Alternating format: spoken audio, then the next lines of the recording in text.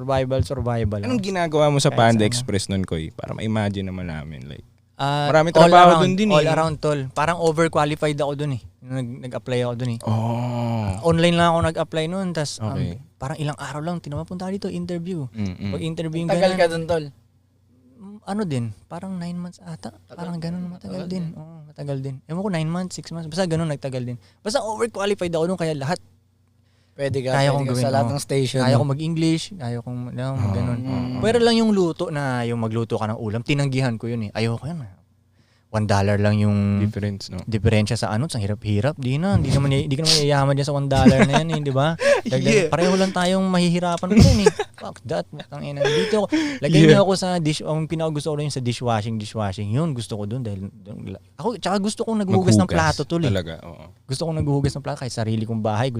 Nung kwento ko ngayon sa mga babae ko na gusto kong maghuhugas ng plato talaga.